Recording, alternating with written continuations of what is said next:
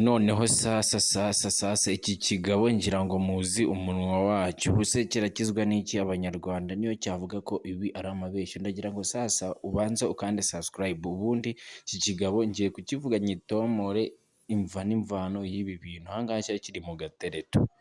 Gasuku wowe wigize wa mipangu ngo mwami w'abagore ufite amabere wowe ufite amabere. Hey, ibyawe nonaha ndaje mbishyire hanze. Abanyarwanda uradukizwa n'iki? Kwirirwa wandagaza abantu gusa. Ndagira ngo ubwire ngo iyi iracyari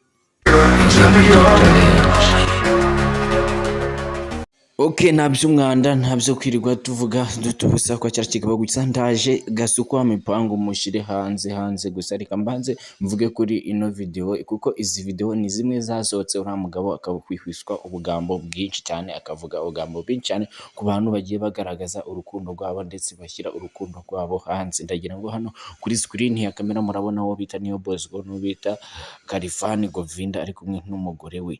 Ndagira ngo nkubwire ngo abantu bashakanye cyangwa se badahuje ibitsina gusomana rwose aba ari ibintu biri sexy, aba ari ibintu rwose byumvikana, bimeze neza, bisukuye, binasa neza.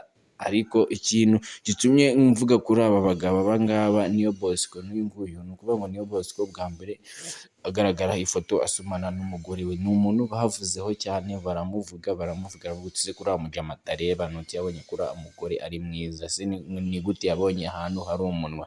Ndagira ngo ubwire ngo kuba Niyo Bosco atareba si uko ibindi bintu bishobora kumunanira. Iyo umuntu atareba izindi sensi ze ziba zikora, kuko no kujya nta muntu umutamika. Ndagira ngo ubwire by the way ibyo byari biciyeho kuri Niyo Bosco, ariko reka mvuge kuri uyu mugabo Gasuku. Aha ngaha yari arimo aratereta uyu mujama ntabwo ndibuze kuvuga izina rye, ariko impamvu mvuze Gasuku we muramuzi. Gasuku muramuzi ku bantu aba yihaye abantu, yagize ute, ariko ubu ngubu ndagira ngo ubanze urebe ino video, ubanze urebe iyi video Gasuku arimo atereta uyu muhungu mugenzi we. Ubundi Gasuku afite umugore, ibyo si ngombwa kumenya ko gifite umugore iki kigabo, ariko ngira ngo niba uzi ko gifite umugore cyangwa gifite umuryango iki kigabo, nabyo uzi kubitubwira muri comment, kubera ko uburyo kirirwa cyandagaza abantu gishyira abantu hanze, iki kigabo ntabwo cyaba gifite umuryango n'ubundi nta n'uwo cyifuza no kugira. Ndebera imico kirirwamo, ukayoga impamvu kirirwa kizenguruka ibihugu byose, kumbi ni ibi byacyo. Nta nubwo nshaka no kubireba ko iki kigabo ndabona ibyacyo bimeze umwanda shit. Ndagira ngo ngusabe iyi video uze kuyishyira ahantu hose iki kigabo, niba nawe video gikorera abanyarwanda uba uzibona cyangwa ujya kibandagaza iki kigabo, nanjye ndagira ngo iyi video nayo ize kukibabaza. Njye ibi ngibi niyo bwaba ari ubutubuzi cyangwa se ari AI yabikoze, kuko abantu benshi cyane bakomeje kwandika muri comment bavuga ngo iki kigabo ngo barakibeshyira ngo ashobora kuba ari AI. Barakibeshyira iyi video ntabwo igaragara ko ari real. Ndagira ngo niba kizi neza ko iyi video bakibeshyira, kizavuge kuri ino video nimba bakibeshyira. Gusa njyewe ndahamya ko iyi video batakibeshyira iki kigabo bitewe n'uburyo nyizi. Ndebera imico mibi gusa, urugabo kwirirwa rutuka abantu rugira ute, ariko kanze nshyireho gatoya ubanze wareba iki kigabo kweli. Iki kigabo kumbi kwirirwa wishyira hanze y'abanyarwanda. Ndagira ngo nze gusaba abantu bari buze kubona iyi video, ndashaka ko igera kuri iki kigabo ubwacyo kibanze kivugire neza niba ibintu cyakoze niba ari byo, cyangwa se nimba koko bakibeshyera. Gusa njye ndahamya ko iki kigabo batakibeshyera, kuko aya ni amakuru aba ameze gushyika ku mbuga zose nkoranyambaga, bagaragaza imico kirimo kirakora mibi.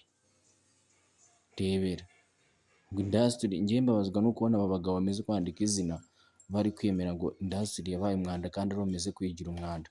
Mwese ikintu kizima uri kureba kuri ino video ni iki kizima ubona? Njyewe uyu mugabo rwose pe ntago ndo kukwita umugabo, kuko ku social media nabonaga ukora ibintu wayogoje, watutse abantu wayogoje, ariko n'ubundi nta bugabo bwa n'ubundi busanzwe uri umurezi.